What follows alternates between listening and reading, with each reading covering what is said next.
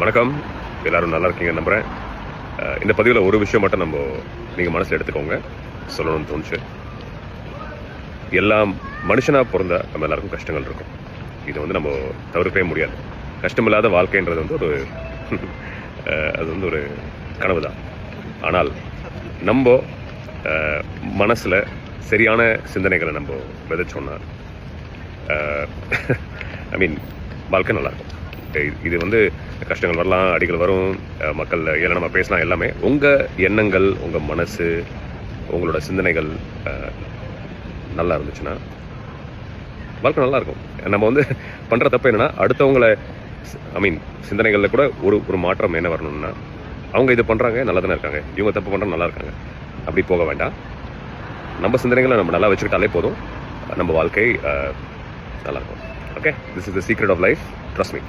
okay, உங்கள் எல்லாரும்